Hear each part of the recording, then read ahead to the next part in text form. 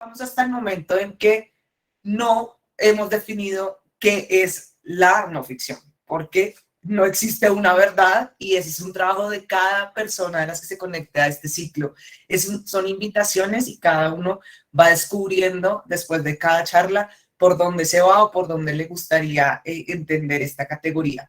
Por ahora igual hemos dicho que no es ni novela ni cuento. Hemos llegado hasta este punto.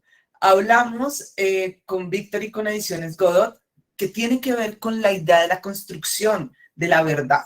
¿Cuáles son los mecanismos, estrategias, lenguajes que utilizamos para construir la verdad? Porque ahí hay una relación entre no es ficción y la construcción de la realidad.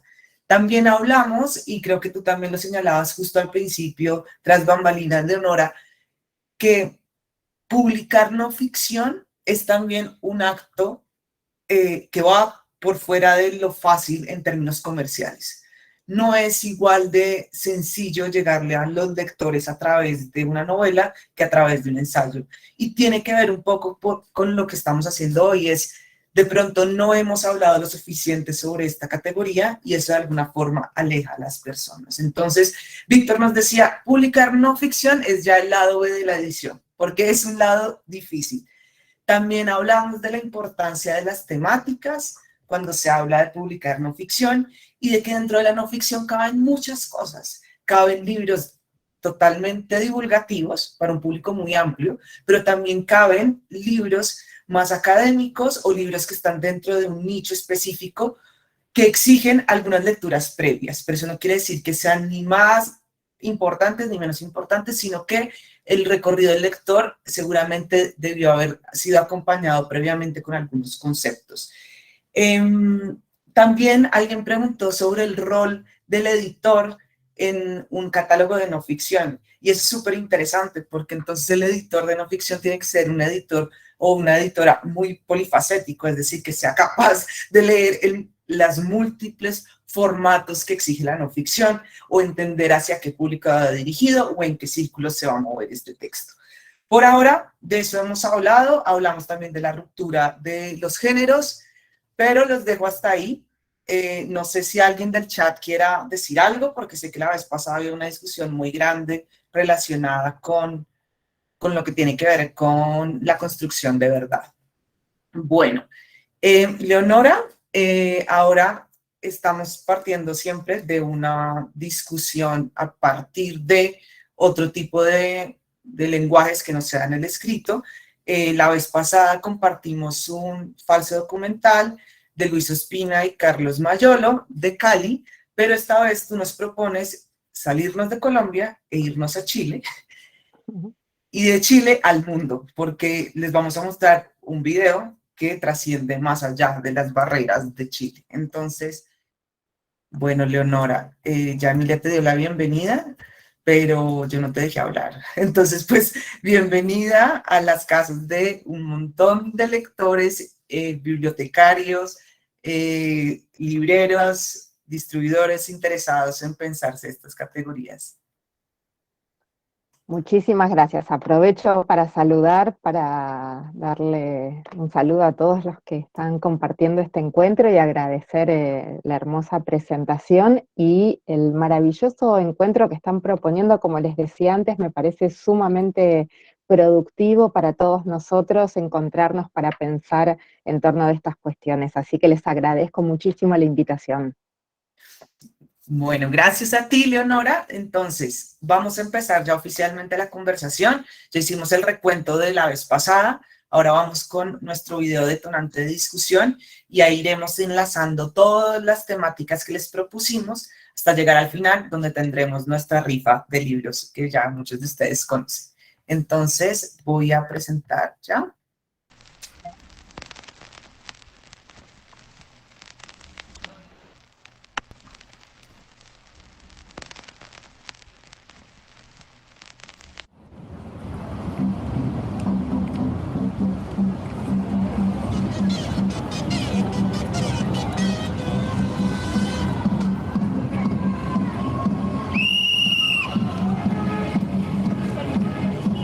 El patriarcado es un juez. juzga por nacer y nuestro castigo es la violencia que no ves. El patriarcado es un juez que nos juzga por nacer y nuestro castigo es la violencia que ya ves. Es femicidio, impunidad para mi asesino, es la desaparición, es la violación. Y la culpa no era mía, ni dónde estaba, ni cómo vestía. Y la culpa no era mía, ni dónde estaba, ni cómo vestía.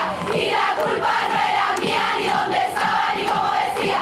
Y la culpa no era mía, ni dónde estaba, ni cómo vestía. El violador eras tú. El violador eres tú. Son los pacos, los jueces, el Estado, el presidente, el Estado opresor es un macho violador, el Estado opresor es un macho violador, el violador eras tú, el violador eres tú. Duerme tranquila, niña inocente, sin preocuparme del bandolero, que por tus sueños, dulce y sonriente, ven a tu amante carabinero. El violador eres tú, el violador eres tú, el violador eres tú, el violador eres tú.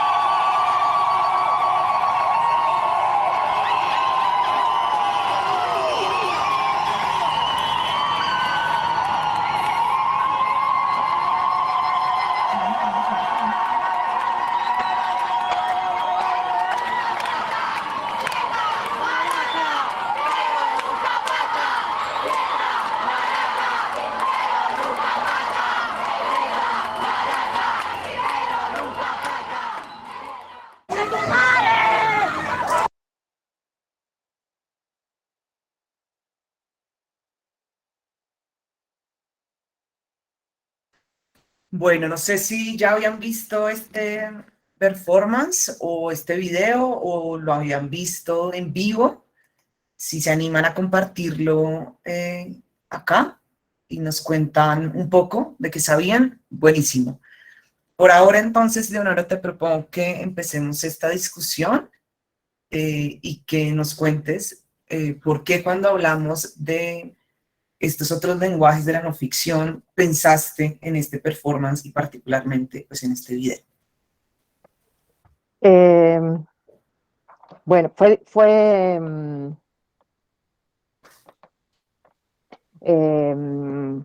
me detuve ahí leyendo el chat, Sí. perdón.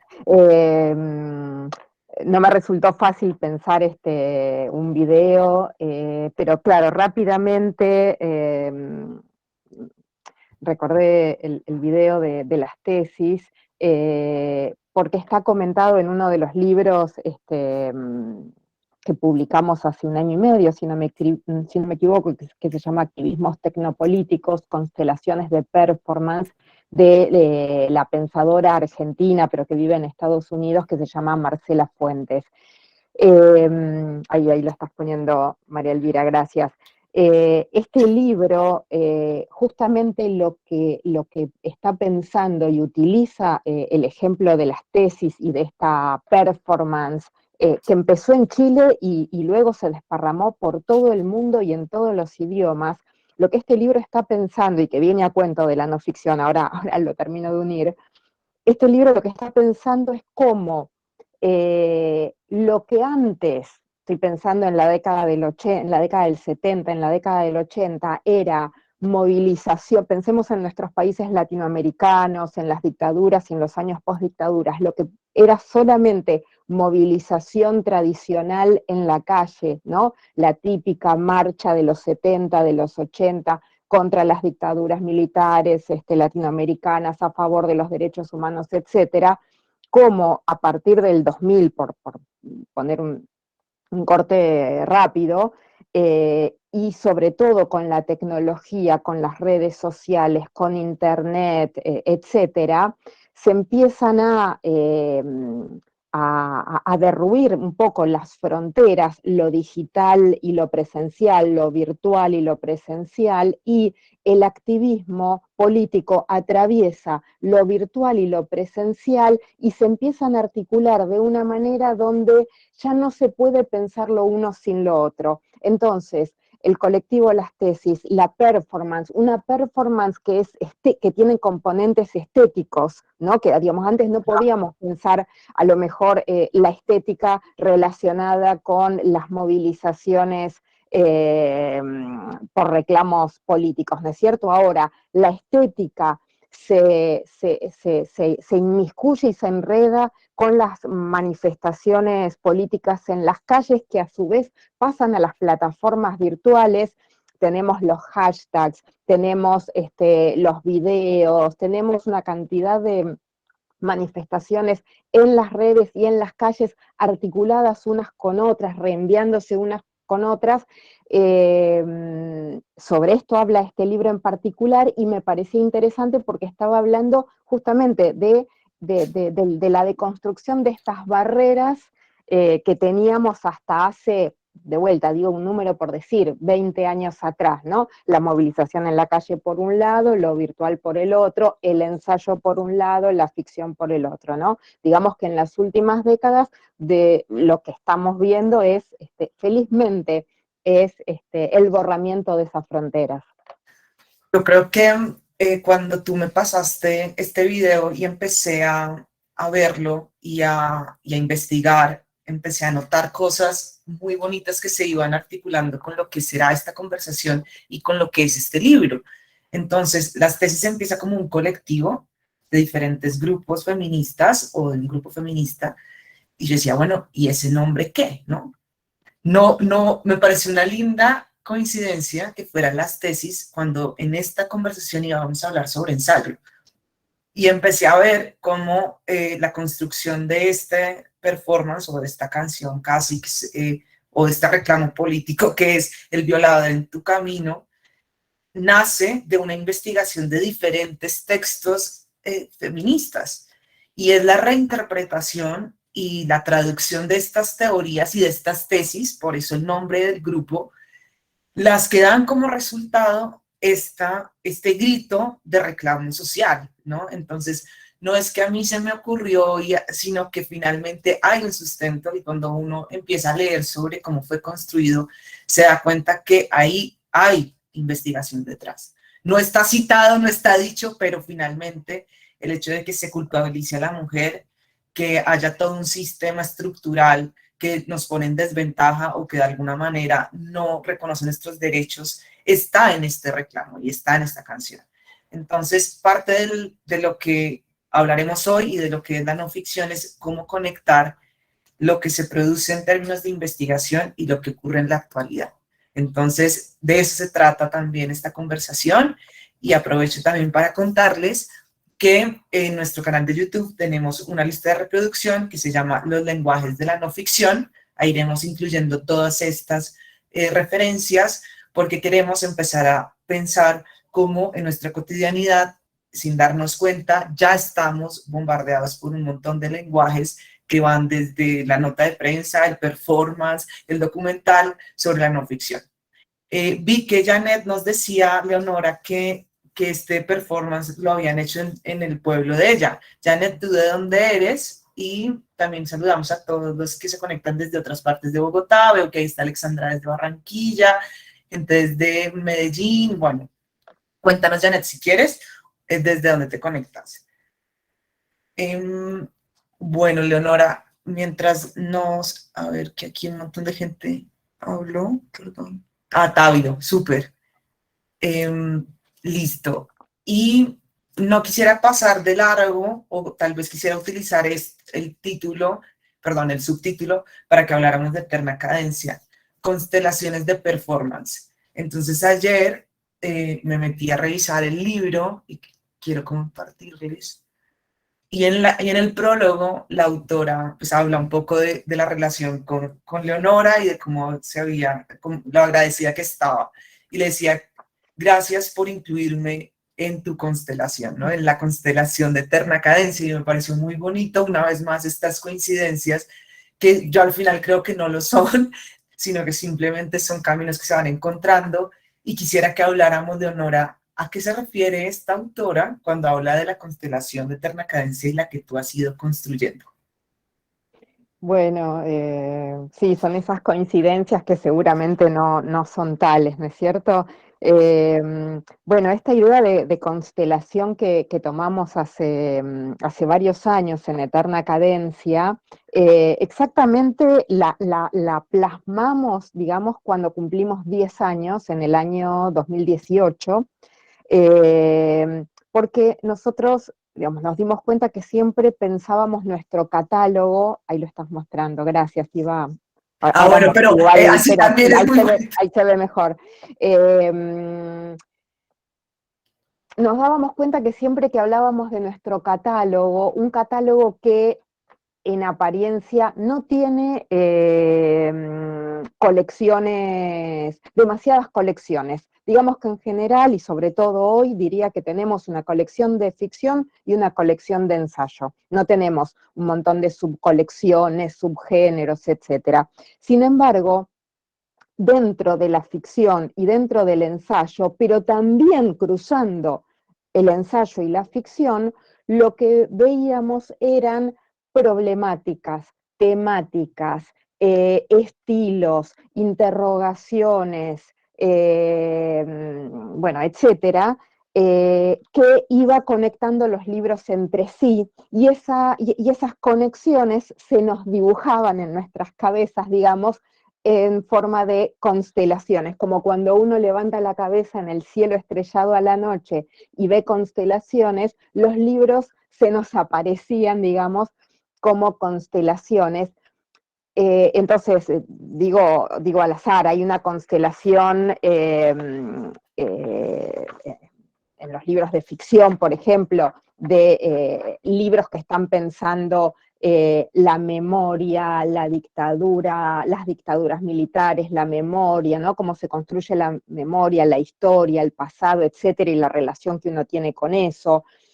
Hay otras ficciones donde hay una interrogación biopolítica, podríamos decir hoy, donde lo que hay es una interrogación sobre el sujeto, el cuerpo, ¿no? Los cuerpos administrados por los estados y los gobiernos, la diferencia entre salud y enfermedad desde las ópticas hospitalarias, los límites entre los seres humanos y los animales, ¿no? Y cómo para los estados neoliberales hay sujetos de primera y sujetos de descarte, ¿no? Como dice Judith Butler, hay muertes que lloramos y hay muertes que no se lloran porque es de gente desclasada, marginada y que pareciera que puede morir sin pena ni gloria y no nos afecta, ¿no? Lo mismo con los animales, digamos, esta relación utilitaria y salvaje que tenemos con los animales, estableciendo una división rígida entre animalidad y humanidad. Bueno, en fin, tenemos una serie de clásicos latinoamericanos donde están Rulfo, Roa Bastos, Onetti, etcétera. Pero retomo, entonces decía, se nos dibujaban estas constelaciones en nuestra cabeza. De hecho, cuando contratábamos un nuevo libro, nos dábamos cuenta que entonces la pregunta era de cuál constelación participa. Y además lo interesante es que estas constelaciones son absolutamente caprichosas, por supuesto, y por lo tanto móviles y cambiantes, y yo creo que cualquier lector de Eterna Cadencia, alguien que haya leído muchos libros de nuestra editorial, puede armar sus propias constelaciones, ¿no? De hecho, en algún momento pensamos, no creo que podamos hacer esto porque creo que sería muy caro, pero en algún momento pensamos, para los 15 años, por ejemplo, que Ajá. va a ser nuestro cumpleaños el año que viene, armar una especie de constelación, pero donde las Uy. tapitas sea exacto, y entonces uno pueda armar sus propias constelaciones. Me acuerdo hace mucho, algún escritor, no me acuerdo quién, miraba las tapas y dijo, ¿cuántas tapas con animales que hay? Claro, yo no me había dado cuenta. Entonces dije, qué lindo sería agrupar todas las tapas que tienen animales, a ver qué se forma, ¿no? A ver de qué hablan esos libros que tienen tapas con animales. Así que bueno, El por eso. verde, no sé si te has dado cuenta que ustedes tienen una gama de verdes también muy interesantes que se unen también. Ah, mira, no lo había notado.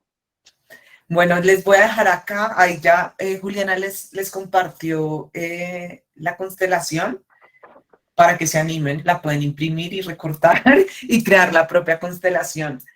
Entonces voy a ir retomando algunas cosas para los que se están conectando hasta ahora. Empezamos la conversación viendo el performance de las tesis El violador en tu camino. Algunos ya lo habían visto, otros no. Algo muy importante de este performance y de esta expresión del colectivo Las Tesis es que empieza en un lugar muy específico que es Chile, pero al final logra trascender todo el continente y llegar a otras partes del mundo. Hablamos también a partir de ese performance del libro Activismos Tecnopolíticos, que nos permite pensar cómo las barreras entre lo presencial y lo virtual se van rompiendo, incluso cuando hablamos de activismo político, y pasamos de ahí a hablar de constelaciones, precisamente porque el libro también habla de eso, esas conexiones que se van creando, y estamos acá viendo el catálogo de Eterna Cadencia pensado más allá de áreas temáticas, de áreas del conocimiento, sino a partir de cómo hay preguntas que se pueden contestar desde lo narrativo o desde el ensayo. Bueno, Leonora, entonces empecemos a hablar puntualmente de cosas del catálogo de Eterna Cadencia que me parece importante que quienes de pronto no conocen la editorial lo puedan tener claro. Tú hablaste de algunas temáticas centrales como la memoria, el arte, bueno, hay otros que podrían ser la identidad, las dictaduras, todo lo político. Y quisiera que nos contaras cómo se piensan esas líneas que hablan totalmente del presente. Bueno, digamos que creo que hay dos maneras de hablar del presente. Hay dos maneras de hablar del presente, ¿no? Por un lado, con la publicación de libros que están pensando claramente el presente y que son una intervención concreta, coyuntural en el presente, ¿no? Y en ese sentido pienso rápidamente en los libros que hemos publicado en los 2 últimos años, bueno, por supuesto, Activismos Tecnopolíticos, el libro que hablamos hace un ratito, ¿no? Que está pensando las movilizaciones de los últimos 20 años en América Latina, digamos que de los zapatistas, las tesis, ni una menos en Argentina, ¿no? Estos movimientos estudiantiles, feministas, etcétera. Pero recién pensaba en los libros de Mauricio Lazzarato, que es un pensador italiano radicado en Francia, del cual hemos publicado 2 libros, bueno, ahí tenés todo preparado. El Capital odia a todo el mundo es el primer libro que publicamos, cuyo subtítulo es Fascismo o Revolución, y luego publicamos más recientemente ¿Te acuerdas de la revolución? Minorías y clases. Estos libros están pensando concretamente en el presente, ¿no? En nuestro presente actual, en este mundo neo-occidental, en este neoliberalismo y su devenir neofascista eh, que atraviesa todos nuestros países, ¿no? Entonces eso sería como libros que están pensando, que están anclados en el presente y están pensando el presente concretamente. Sin embargo, bueno, hay más ejemplos que ahora después los podemos comentar. Sin embargo, también creemos que cuando publicamos libros del pasado están pensando el presente, aunque no haya sido el presente en el que Claro. fueron escritos, ¿no? Pero la motivación para publicarlos es porque creemos que son discusiones que siguen siendo actuales, que siguen siendo pertinentes, que hay que reactualizarlas y que son herramientas para pensar el presente. Entonces, por eso las volvemos a traer. Entonces, en ese sentido, yo diría que todos nuestros libros son intervenciones sobre el presente, son reflexiones sobre el presente, no importa si están escritos el mes pasado, el año pasado, o si es un libro de Theodor Adorno o Walter Benjamin escrito en la década del 30 o en la década del 50. Bueno, Leonora, y creo que ya iremos viendo algunos de estos ejemplos que nos dices, de estas dos tipos de formas de ver el presente, pero hay algo, y no sé si se han animado a revisar la página web de Eterna Cadencia, que a mí me gusta mucho de cómo está organizado en la web. Porque claro, una cosa es lo que uno puede hacer e imaginar en su cabeza en términos de constelaciones y otra, o en términos gráficos, y otra es lo que nos permiten los sistemas informáticos para organizar la información. Entonces uno se mete a la editorial y el catálogo está dividido principalmente en dos, como yo lo veo, que es narrativa y ensayo. Y no sé si se acuerdan, los que estuvieron en la sesión pasada, que en el caso de Godot era ficción, no ficción. Entonces, acá empieza la discusión de este encuentro ya más puntual, y es el ensayo como igual a la no ficción, porque es una gran categoría donde caben muchas cosas. Entonces, seguramente muchos de ustedes están pensando, pero el ensayo, y ahí cabe todo, caben todos los géneros, y se empieza a volver un enredo, como tú misma dijiste, el ensayo y el enredo de los géneros. Entonces, me gustaría que empezáramos a hablar, Leonora, de cómo entiendes tú el ensayo, o qué nos podrías ayudar, pues cómo nos podrías ayudar a nosotros a comprender el ensayo como una gran categoría y dejar atrás un poco algunas de esas ideas que nos enseñaron en el colegio, que el ensayo es esto y tiene que tener estas características. Bueno, pregunta difícil, pero tratamos de esbozar algunas ideas. A ver, en principio diría que bueno, yo no me acordaba cómo estaban divididos en la web los libros. Cuando hablamos de ensayo, nosotros no estamos pensando necesariamente en un ensayo duro, académico, inaccesible, sino que pensamos en un género que, si ustedes quieren, se puede remontar a Montaigne y de ahí en adelante, pasando por grandes pensadores y escritores del siglo XX y del siglo XXI, donde en el ensayo hay un componente muy fuerte de la escritura. Digo así como un poco mezclado dos o tres características que se me vienen a la cabeza para tratar de describir esta idea del ensayo, ¿no? El ensayo donde la escritura tiene un componente, un rol importantísimo, en el sentido de que el ensayo no se piensa como un género, como un metalenguaje, como un género científico, aséptico, que pueda mirar de afuera un objeto de laboratorio que está estudiando, ¿no? Sino que las mismas palabras con las que nosotros hablamos ya están cargadas de tradición, de ideología, de ideas. Entonces no tengo un lenguaje aséptico para describir un fenómeno, sino que mi propio lenguaje ya está enredado en eso que estoy tratando de describir, y por lo tanto soy consciente de que ese lenguaje, esa escritura con la que estoy tratando de pensar algún fenómeno, alguna problemática, ya es parte de mi objeto. Mi objeto es el objeto y también la escritura con la que escribo es mi objeto, ¿no? Entonces, ¿qué hago con esa escritura? para que esa escritura también hable y sea una escritura crítica. Y cuando digo crítica quiero decir autoconsciente de que esa escritura dice cosas en cada elección de cada palabra, ¿no es cierto?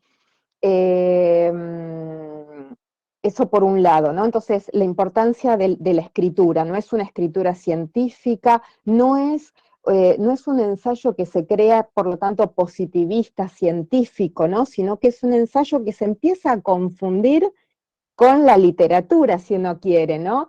Y entonces se me viene a la cabeza rápidamente nuestro libro, en realidad cualquier libro de Roland Barthes, el pensador francés, pero puntualmente se me venía recién a la cabeza Roland Barthes por Roland Barthes, el libro que felizmente reeditamos, hemos retraducido hace 4 años, si no me equivoco, porque en toda la escritura de Barthes, y en este libro en particular, o en fragmentos de un discurso amoroso, aunque no lo hayamos publicado nosotros, uno podría preguntarse, ¿y esto qué género es? ¿Esto es un ensayo? ¿Esto es una autobiografía? ¿Un diario de lecturas? ¿No es cierto?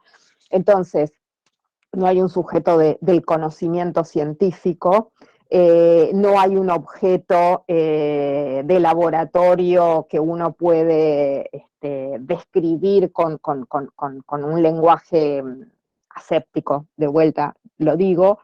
Eh, y por otro lado, para terminar, diría, este ensayo que nos interesa es un ensayo, y estoy pensando en la tradición, en las reflexiones de Theodor Adorno, uno de nuestros autores sobre el ensayo. Él tiene un artículo muy lindo que se llama El ensayo como forma, donde trabaja con esta idea del ensayo como una manera de experimentación. Si no me equivoco, dice que el que escribe ensayísticamente palpa, examina, interroga aquello que está tratando de describir, de investigar, ¿no es cierto? Hay algo de la experimentación y hay algo corporal en ese palpar, en ese interrogar. Así que bueno, cuando pensamos en el ensayo, pensamos en esta idea del ensayo donde por lo tanto ya están borroneados los límites, ¿no? En la manera en la que lo estamos describiendo, porque es ficción, no es ficción, pero tampoco es esa idea del ensayo tradicional eh, que a veces tenemos. Y voy a unir dos cosas que estábamos diciendo. Sí. Esta idea de la constelación, ahora me callo un poco porque estoy hablando mucho. Esta idea de la constelación, de nuestro catálogo en términos de constelación, claramente es una idea en nosotros, es una idea frankfurtiana, es una idea de la escuela de Frankfurt, de Theodor Adorno y de Walter Benjamin, autores que hemos publicado mucho y que queremos mucho. Tanto Benjamin como Adorno han pensado la constelación de diferentes maneras.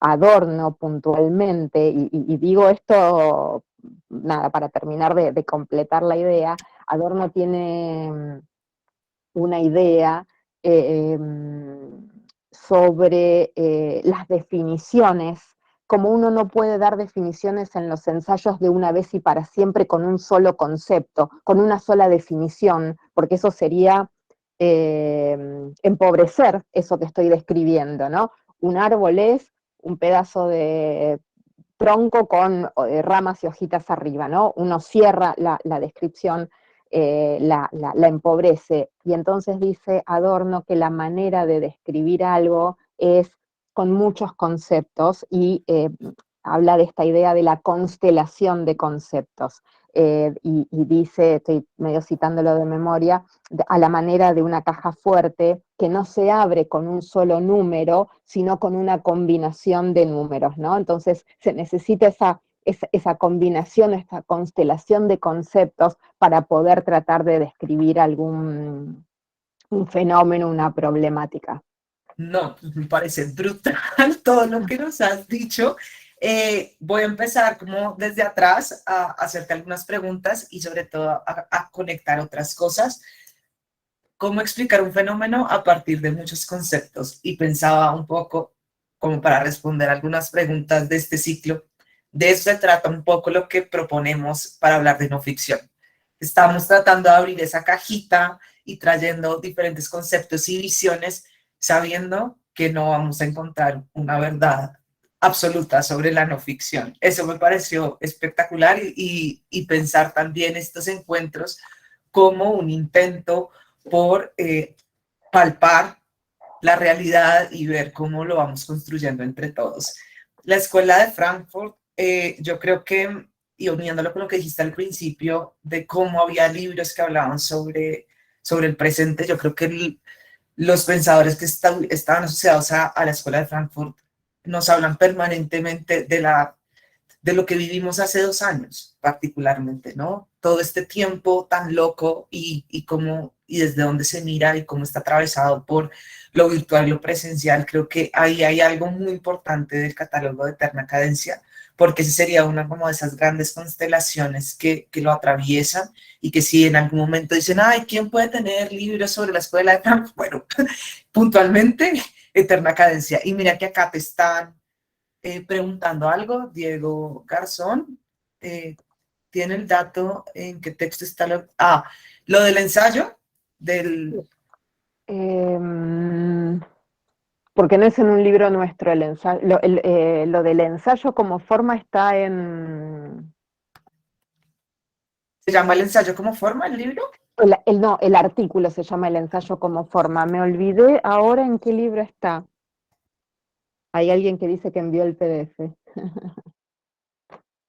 Bueno, ahí lo dejé. Y me acordé de otro texto muy bonito, si lo quieren buscar, que se llama El ensayo El más humano de los géneros, de Jaime Alberto Vélez, que es muy bonito. Dale, dime. No, perdón, está en Notas sobre Literatura, que la edición más actual de Notas sobre Literatura de Adorno, la edición más actual es de ACAL. Todos vamos a ir a comprar el libro acá.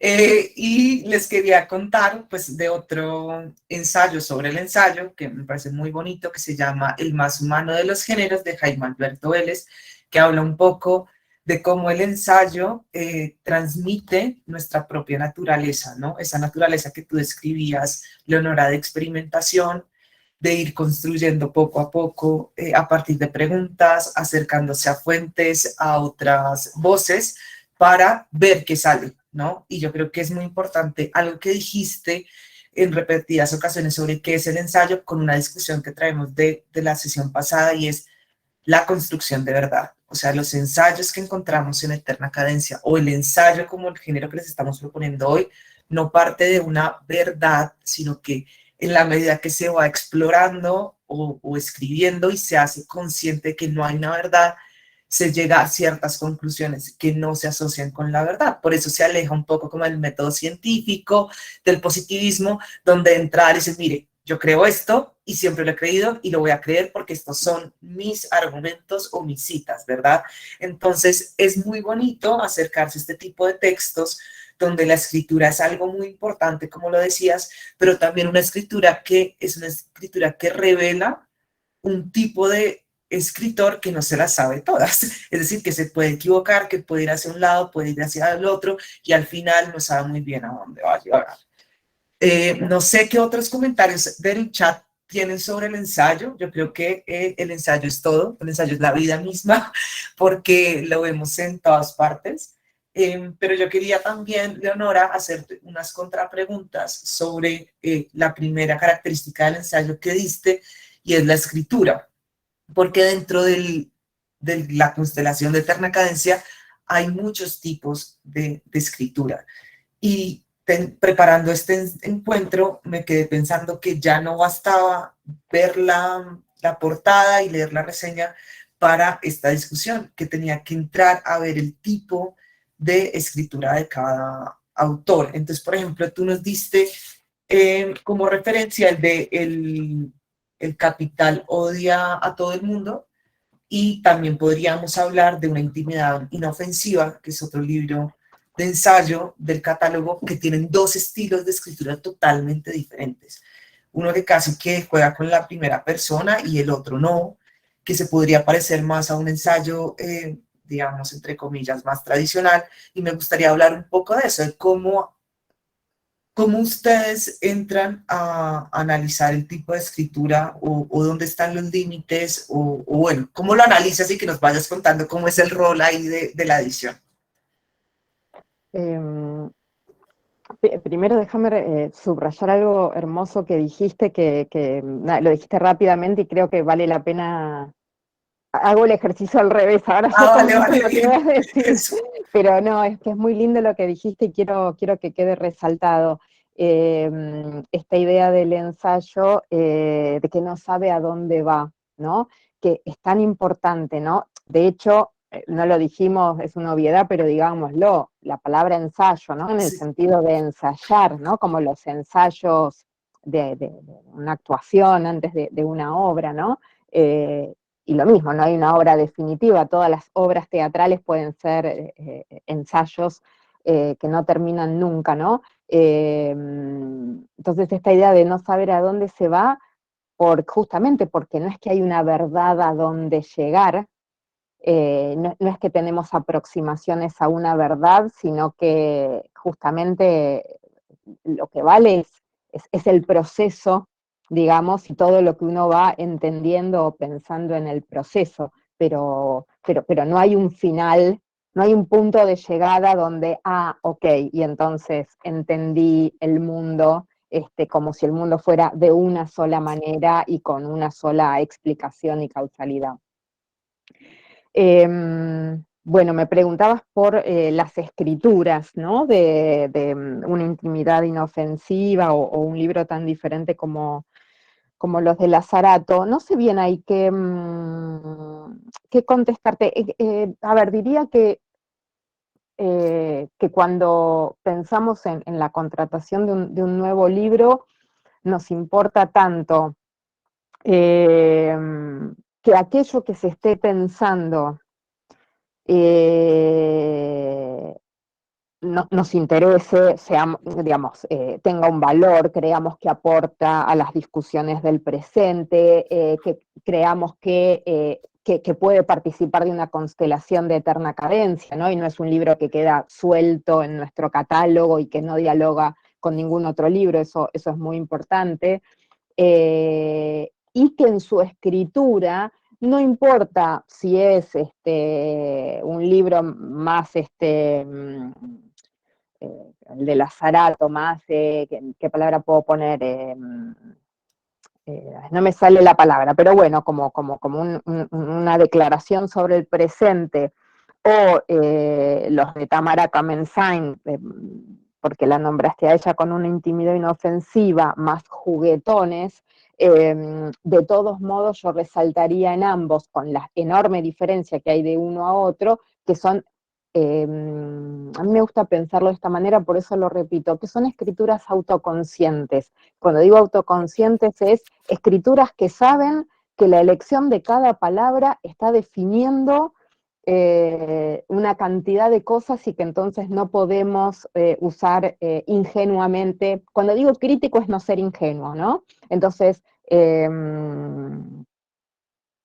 recordar que si usamos el masculino universal cuando estamos hablando y no un lenguaje inclusivo, recordar que estamos subsumiendo al género femenino dentro del masculino, ¿no? Digo, si decimos que una persona es negra, estamos definiendo una persona por su color de piel y no pensando que en realidad hay procesos de racialización, ¿no? Y que en realidad lo que tenemos son personas, es como la diferencia, bueno, esto es un ejemplo de Marx, si no me equivoco, o lo digo más contemporáneamente, una persona es pobre o una persona está en situación empobrecida, ¿no? Una persona es homeless, no tiene dónde vivir y vive en la calle, o está en situación de calle, porque hay un sistema neoliberal que lo abandonó No. a ese lugar, ¿no es cierto? Entonces el verbo que utilizamos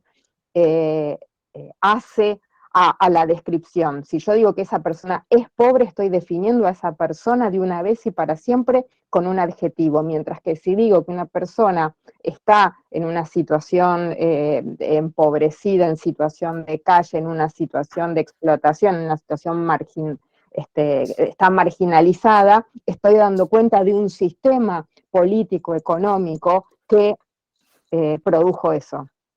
Quería dar un ejemplo de lo que estabas diciendo, que apenas lo nombraste, me acordé de una, y es que del primer libro del que hablamos, el, el libro de activismos tecnopolíticos, cuando uno empieza a leerlo, de una intención de autora, una intención de editora y de editorial.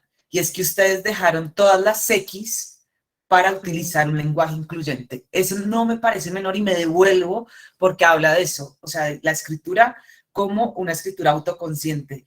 Y en algunos lugares o en algunas editoriales o hace algunos años yo decía, no, ¿qué es eso? ¿Qué es eso? ¿No? Como que se va a pensar de la editorial si transforma el lenguaje, si lo daña. Y yo creo que esto es muy bonito, empezarlo a ver y empezar a normalizarlo también y entenderlo como un acto consciente de escritura. Quisiera, Leonora, si te parece, que hablemos de algunos, de este ensayo particularmente, que es Solo Nosotros, que creo que va a cerrar la discusión del ensayo en términos más globales, porque incluye muchas de las características que has dicho, ¿no? Que son la conciencia de la escritura, no parte de una cosa como científica, como de mirar un fenómeno desde afuera, porque se incluye, bueno, también hablamos de cómo se va palpando esa realidad. Entonces, cuéntanos un poquito de este ensayo que no ha llegado a Colombia, pero llegará y que nos está diciendo mucho sobre nuestra propia realidad. Qué bueno que comentes este libro porque pues tiene mucho que ver con lo que estamos hablando. El subtítulo de este libro es Una conversación estadounidense, y lo de conversación es importante porque no es, voy desde antes. Claudia Rankine, la autora de este libro, es una escritora afrodescendiente jamaiquina que vive en Estados Unidos. Es dramaturga, poeta, escritora, y publicó este libro que no sabíamos dónde ponerlo. De hecho, en un tiempo estuvo en la colección de ficción, antes de que me ¿Ah, estoy sí? acordando ahora esto. Sí, me está viniendo el recuerdo ahora, que en mi plancito, que es un Excel precario, estoy segura que lo tuve muchos meses en ficción, hasta que en una discusión con el equipo editorial dijimos, bueno, no, o sea, claramente no es una ficción, tampoco es un ensayo, claramente. Es un texto donde ella va reflexionando sobre el racismo estructural en nuestras sociedades, y el plural es de todos nosotros, ¿no? En nuestras sociedades latinoamericanas, estadounidenses, europeas, este racismo estructural, este microracismo, ¿no? Entonces va dando pequeños ejemplos de la vida cotidiana. Siempre cuento uno de los primeros ejemplos que pone. A ella le invitan a un congreso, ahora no me acuerdo bien, lo voy a contar mal, a un congreso en Francia, pongamos, por caso, y entonces le pagan un pasaje en primera clase. Entonces ella va al aeropuerto en Estados Unidos y hace la cola en primera clase en el aeropuerto, y una señora se le pone adelante. ¿Por qué? Porque ve una persona con un color de piel más oscuro o afrodescendiente, y dice, no, esta mujer no puede estar viajando en primera clase, y se le pone adelante, y ella le dice, discúlpame, yo estoy, ¿no? Bueno, es muy gracioso muy gracioso por decir algo, la conversación que transcribe. Entonces así cuenta un montón de ejemplos de microracismo cotidiano, pero que me estoy yendo por las ramas. Lo estaba con lo de la conversación, y lo cuenta, y por eso se queda hablando con esta mujer que se le pone adelante en la fila, porque lo que ella quiere, dice todo el tiempo, es conversar con la gente para ver si entienden, si ven, si perciben estos microracismos estructurales o no.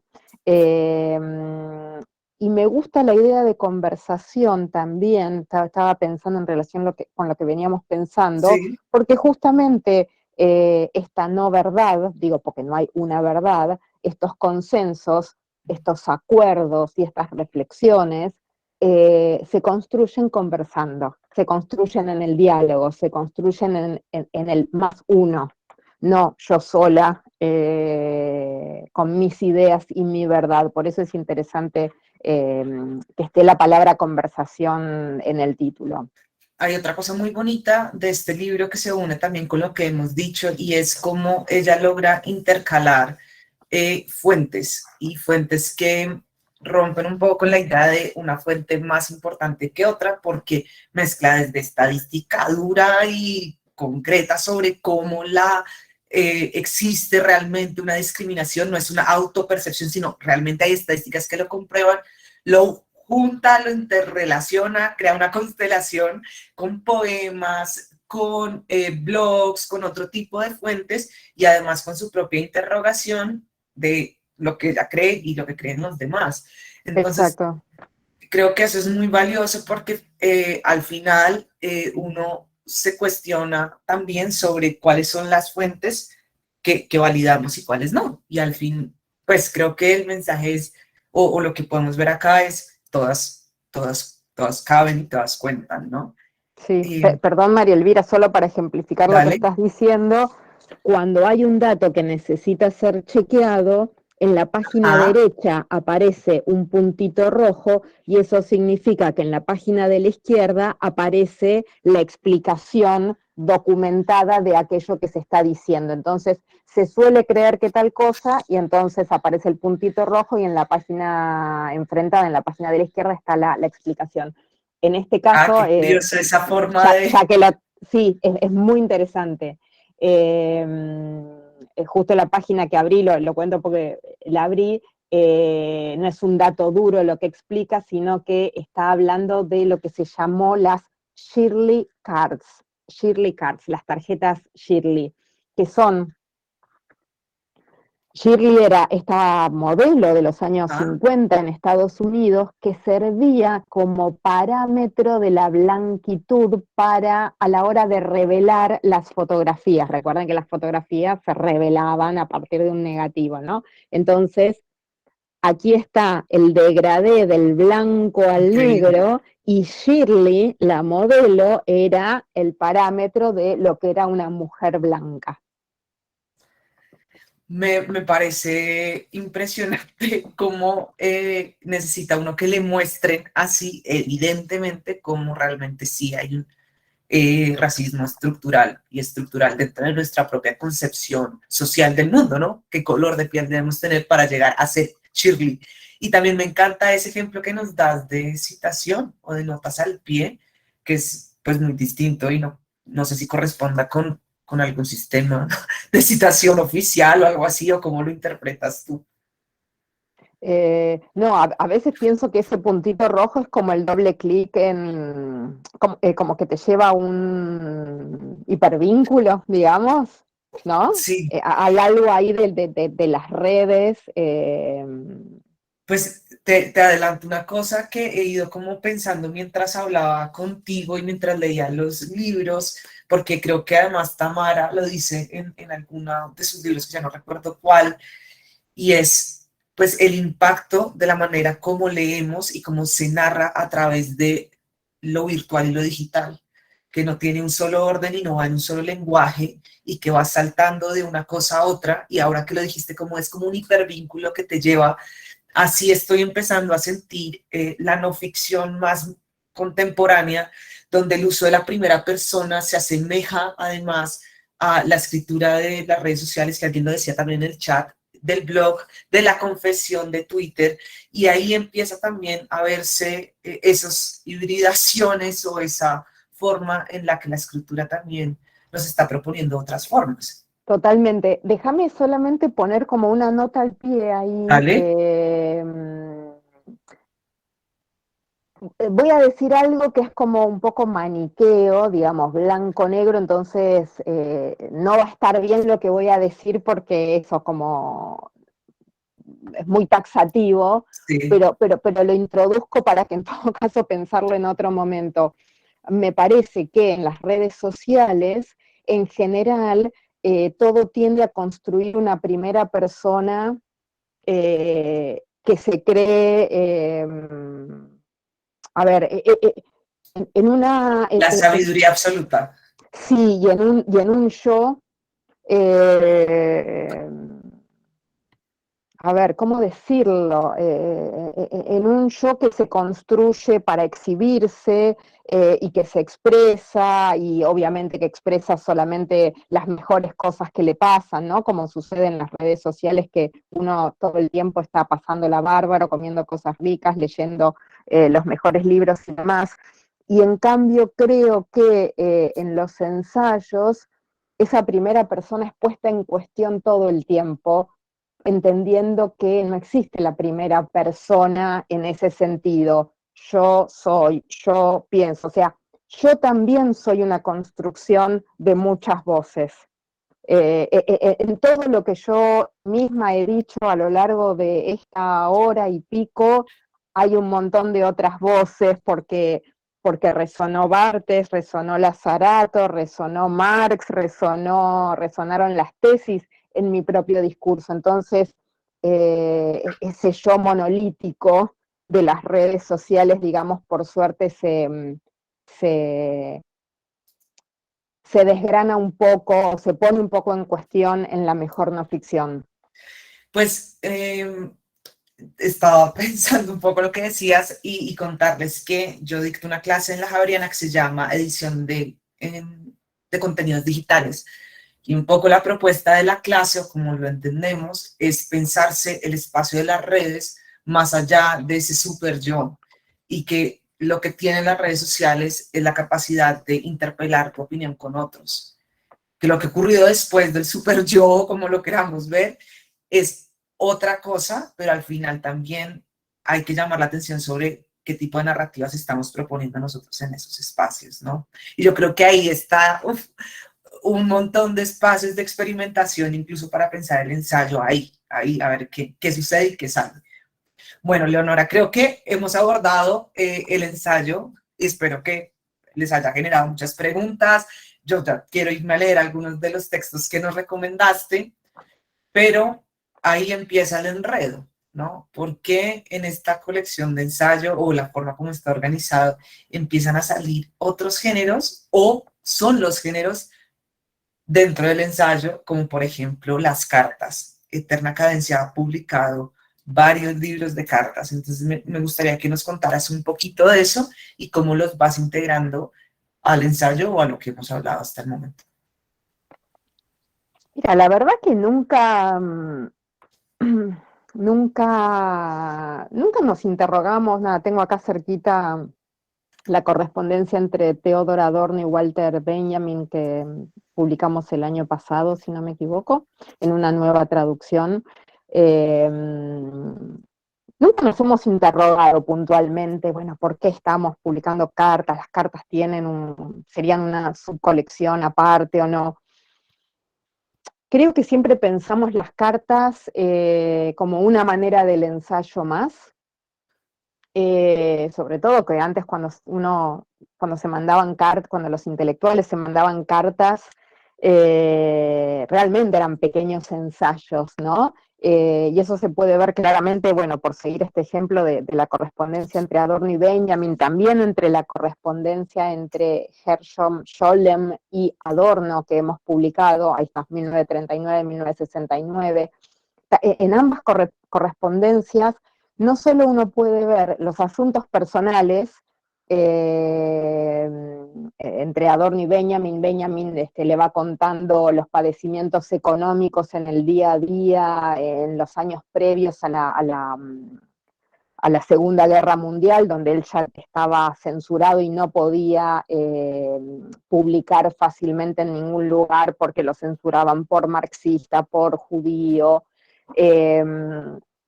Entonces uno puede ver esas anécdotas personales, digamos, estas penurias económicas por un lado, que no son solamente una anécdota personal, sino que está dando cuenta de la Europa de entreguerras, la situación de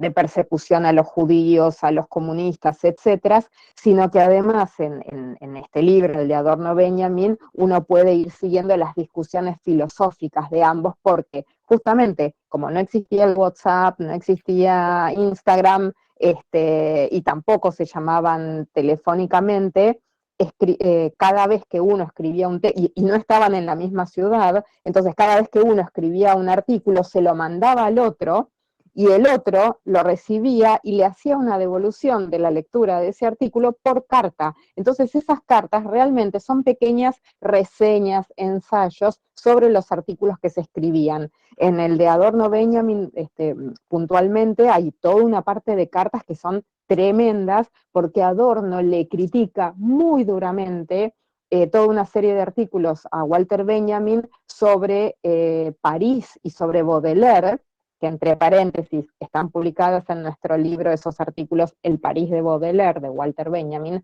Entonces Adorno le critica muy duramente esos artículos porque le falta dialéctica, porque está demasiado pegado a su amigo Bertolt Brecht, etc. Walter Benjamin reescribe esos artículos siguiendo los consejos e indicaciones de Adorno, bueno, y los vuelve a publicar, ¿no? Entonces, estoy dando muchas vueltas. Todo esto para decir que las cartas para nosotros son ensayísticos también.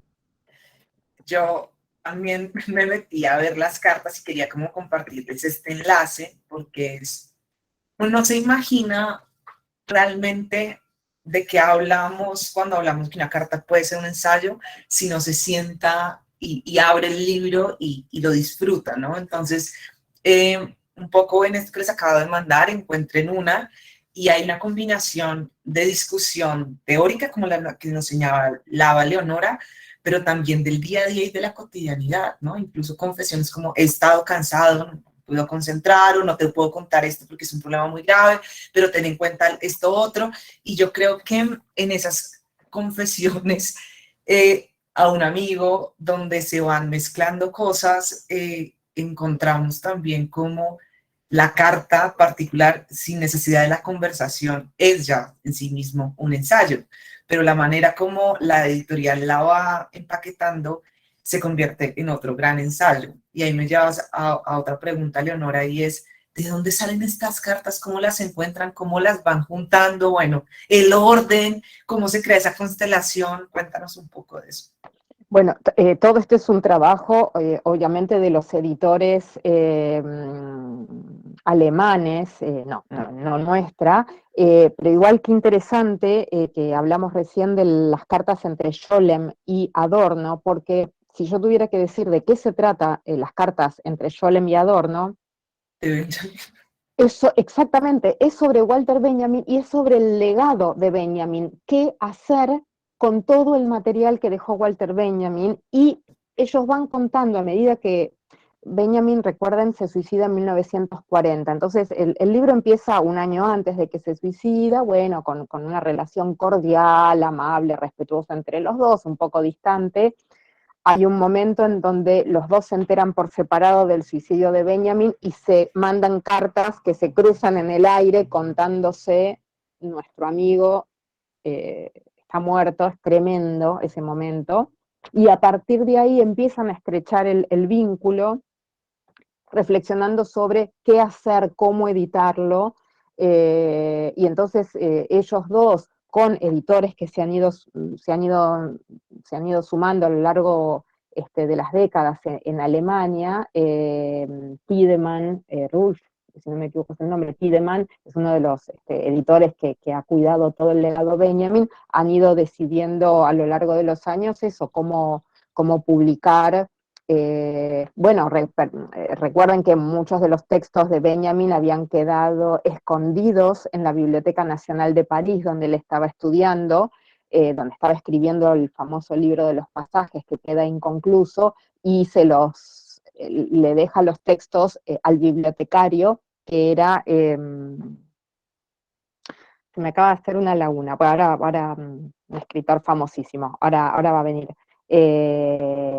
Deja escondidos esos textos y por eso es que, por suerte, podemos acceder tantos años después a esos textos.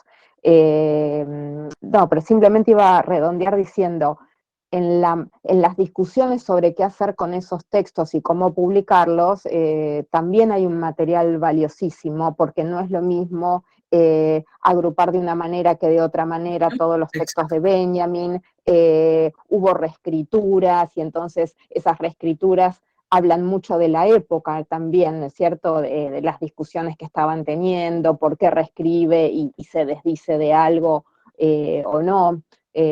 Así que bueno, es un material valiosísimo, valiosísimo. Janet nos dice que ese libro, pues que los libros de las cartas suenan genial y sí, son geniales porque además es literalmente como meterse en una intimidad, ¿no? En la intimidad un poco que reconoce la exploración sobre ciertos temas, que va y viene sobre un objeto específico, pero que no, o sea, en la carta no hay una verdad tampoco, porque no es una declaración ni pretendes ser visto como una figura de saber absoluto. Y lo mismo pasa con otro libro que se llama Teoría de la prosa, que es meterse en la intimidad de una clase. Entonces yo quisiera que habláramos de ese libro, que también tiene otro formato distinto, es pensar la clase como un ensayo, la clase universitaria o la clase en general, y me encantaría que nos contaras sobre este.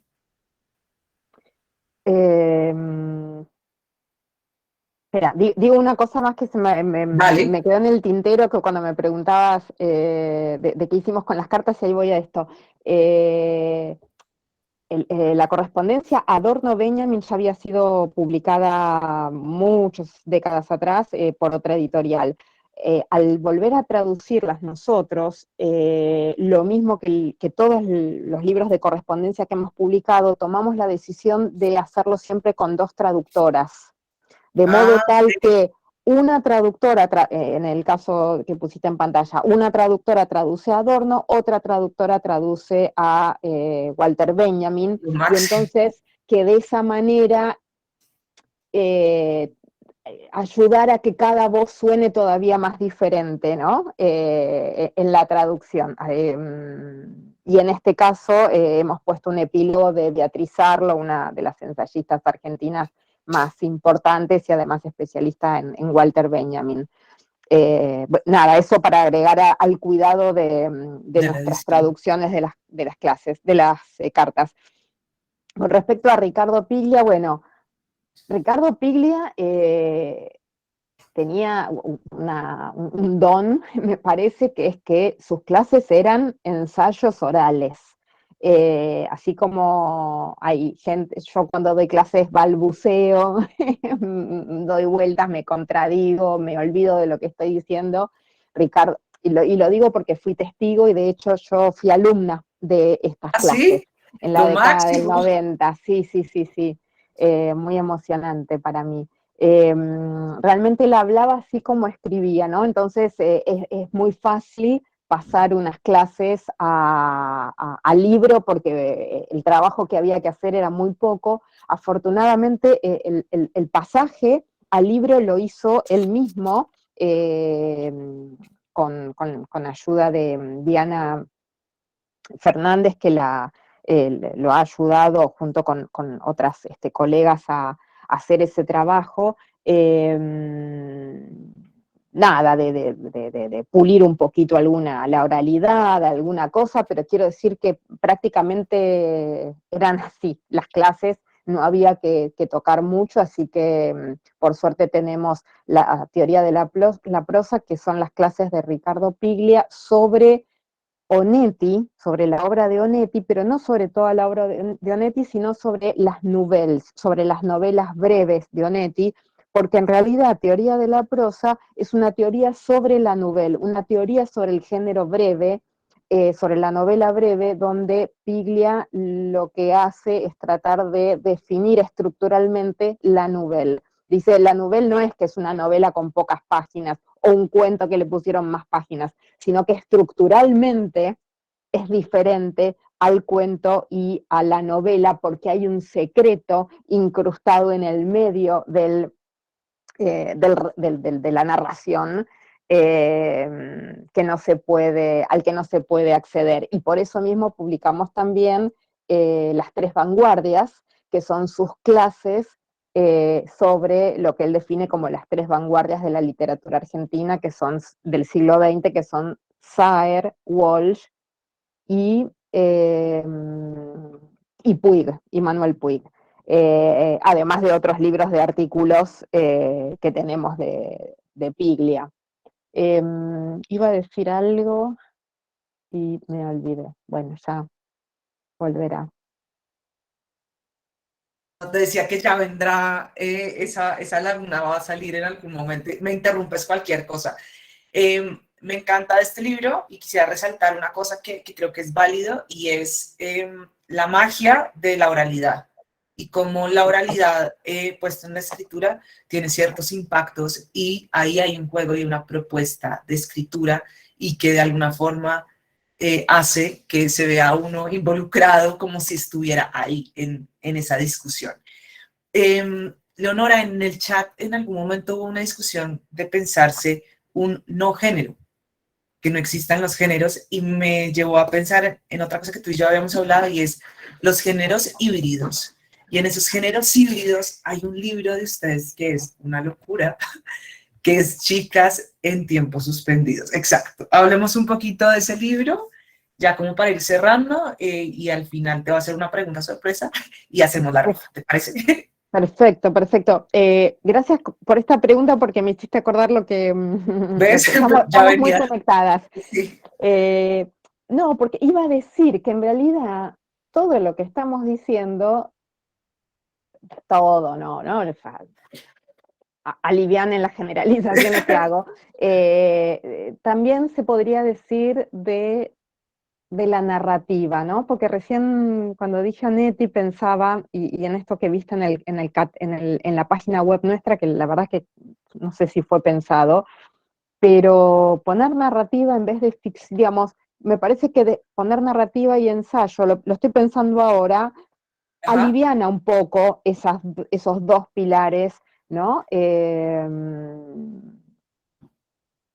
Porque el concepto de ficción es problemático, porque hay ficción en el ensayo también, uno podría pensar, y en cambio todo es narrativa, en la medida en que todo es una escritura que está proponiendo ideas, mundos, etcétera, ¿no? Entonces, mucho de lo que hemos dicho, quería decir, se aplica a la narrativa que hemos publicado, y el ejemplo que estás poniendo es como paradigmático, Sí. porque de una manera un poco graciosa digo que Chicas en tiempos suspendidos, de Tamara Kamensain, poeta, escritora, ensayista argentina, que falleció exactamente hace un año, y este es el último libro, que por suerte pudimos publicarlo en vida de ella todavía. Este es un libro que, si ustedes lo ven, en apariencia es un libro de poemas, ¿sí? Y sin embargo, Eterna Cadencia no publica poesía. Entonces, en apariencia está escrito en verso. Lo pusimos después de pensarlo mucho en la colección de ficción, aunque creo que en esa grilla que yo les cuento, creo que lo tuve muchos meses en la colección de ensayo. Lo pusimos en la colección de ficción y sin embargo, yo creo que es un ensayo. ¿Sí? Entonces era como, y creo que te gustaba, María Elvira, este ejemplo, porque es como el sumum es un libro que parece un poema, está en la colección de narrativa y sin embargo es un ensayo que reflexiona sobre el feminismo, la pandemia y las poetas mujeres del siglo XX y del siglo XXI, por supuesto, y cómo fueron siempre pensadas como segundas respecto de los grandes varones, los vates del siglo XX, que eran llamados por sus apellidos, ¿no? Apellidos, Porque eran los ajá. grandes poetas patriarcales, Neruda, etcétera, versus las mujeres que siempre fueron llamados por sus nombres, Delmira, Alfonsina, y Tamara cuenta que ella reclamaba que no la llamen Tamara, sino que ella era Kamenstein, y cómo renegaban de la palabra poetisa, ¿no? Como si poetisa fuera una manera menor de ser poeta, y entonces lo que hace ella ahora en el siglo XXI es reivindicar la palabra poetisa, ¿no? En términos feministas, reivindicarlo como una manera de decir antipatriarcal en oposición a la manera de hablar de los vates, de los grandes poetas patriarcales del siglo XX, que lo que quieren es comunicar, imponer una idea. Yo creo que este libro, si tienen la oportunidad de revisarlo, es impresionante y me encanta cómo se va articulando muy bien con el ensayo de Tamara Kamenstein de Una intimidad inofensiva, donde ella empieza a hablar incluso de cómo la poesía se va combinando con otros géneros y es casi como la respuesta a ese ensayo previo de ella. A mí particularmente me encantó conectarme con este texto y en mi investigación encontré un podcast muy bonito que le hicieron, que los quiero compartir, de dos chicos, de dos personas chilenas que hacen una reflexión de chicas en tiempos suspendidos, pero que hablan de toda la obra de ella. Se los acaba de poner. El podcast, si les gusta, se llama Patio Interior. Y en la medida que en mi exploración y tanteo de este tema vaya encontrando cosas, se los iré compartiendo porque creo que lo que hace es ampliar otras miradas, ¿no? Como qué pasa con los lectores cuando llegan a este libro. Leonora, la pregunta sorpresa y la pregunta que me surgió ayer es que cuando me metí a ver eh, aquí en la parte de la editorial salió un tag o una sección que se llama crónica. Y yo, pero la crónica es como el gran género pues, de la no ficción narrativa. ¿Por qué no hemos hablado de crónica? ¿O qué pasó con las crónicas? Y tú después me dijiste, hablemos de las misceláneas. Entonces cuéntanos un poquito de eso y ya para cerrar con esta anécdota. No, la colección de crónicas es una colección con la que iniciamos en el 2008, cuando empezamos a publicar nuestros primeros libros. Era un momento que estaba muy en auge la crónica, bueno, ahora también, ¿no? Pero te quiero decir, eran los momentos donde estaba en plena construcción y auge. Publicamos algunos libros de crónica en una colección aparte, con una maqueta aparte, y además María Moreno dirigía una colección que llamábamos Crónica, donde reuníamos textos de los primeros cronistas, ahí está, gracias, de fines del siglo XIX, principio del siglo XX, porque era una manera de decir, bueno, esto que está ahora de moda y que todo el mundo escribe, bueno, tiene un origen posible que es la crónica modernista de principios del siglo XX. Por diversos motivos, la colección la fuimos discontinuando, bueno, y quedó ahí, y sin embargo, y a propósito de la charla de hoy, han ido apareciendo a lo largo de estos años una cantidad de textos, pero antes de Chicas en Tiempos Suspendidos, ¿no? Una cantidad de textos que era, ¿y ahora qué hacemos con esto? ¿Dónde lo ponemos? Sí. Entonces, yo te contaba antes de empezar que en la lista de precios nuestra, ¿no? Que es un Excel armado con unos ciertos órdenes, apareció algo que denominamos miscelánea, que era claramente esos libros que no sabíamos dónde ponerlos porque no terminaban de ser ensayo, no terminaban de ser narrativa, tampoco es que era crónica en el sentido de ahora de la crónica, más bien eran libros que ponían en cuestión las fronteras. Entonces, en un primer momento los empezamos a poner en esa sección. Miscelánea era una palabra que usábamos puertas adentro, no hacia afuera, pero me parece curioso compartir esto porque habla justamente de este problema en el mejor sentido, que es qué hacemos con este tipo de libros que no nos terminan de encajar del todo bien en una y en otra. Yo creo que a la larga nos vamos a tener que sincerar, y para ser coherentes con lo que decimos y con lo que pensamos, y esos libros que quedaron ahí en nuestra lista de precios casera, bajo el título de misceláneas, ir ubicándolos sea en narrativa o sea en ensayo, pero sabiendo que las divisiones están para quebrarlas, no para mantenerlas. Yo me quedaba pensando también oyéndote de lo difícil que es y también lo difícil, si para ustedes en la editorial es complicado, imagínate para los distribuidores, las librerías, las bibliotecas, es que de pronto podemos exponerlos en varias partes, los libros que vayan en narrativa y que vayan en ensayo, ¿no? Como dependiendo de la intención de la escritura. De pronto así logramos transmitir un poco el interés o la intención del autor y de los editores. Voy a ir cerrando algunos temas importantes que dijimos. Leonora, ayúdame por si era alguna cosa, no digo algo, y los que están en el chat también. Hoy nos preguntamos por la no ficción con eterna cadencia y entendemos la no ficción desde el ensayo como una categoría que es muy amplia y que es una manera de acercarse a pensar el presente, que puede ser con textos actuales, contemporáneos, escritos en este momento, o con textos que fueron escritos en el pasado, pero que nos hablan hoy. Y las características que podemos ver en los ensayos de eterna cadencia son, por un lado, la intención autoconsciente de la escritura, es decir, las palabras que se usan tienen un propósito, el ritmo que se usa tiene un propósito. También hablamos que es un ensayo que se aleja del positivismo en la medida que el método científico no vale, porque va a hacer una discusión que va tanteando y que va experimentando con otras verdades. También hablamos que incluye muchas definiciones para llegar a un concepto, es decir, y Leonora nos hablaba como de una linda metáfora que me encantó y que se me quedó ahí, que es como el intento de la escritura de un ensayo es como tratar de abrir una caja fuerte donde todos los números van siendo otros conceptos que al final abres y llegas al análisis de un fenómeno particular.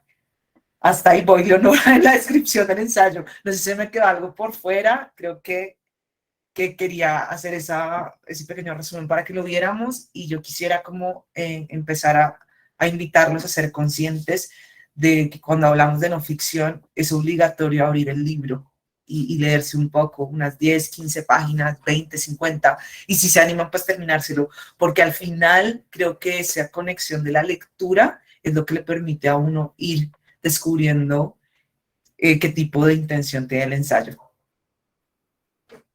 Leonora, pues muchas gracias por acompañarnos hoy. No sé si nos quieras ayudar con algo o algo que se me haya quedado por fuera.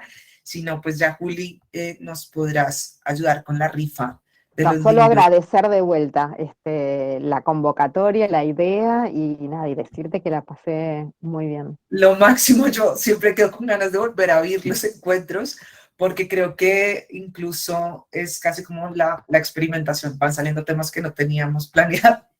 Una vez más, Leonora, muchas gracias por la conversación de hoy, por marcar sobre todo esos cimientos de la conversación sobre ensayo, que no siempre se da, entonces quería agradecerte mucho por tu participación.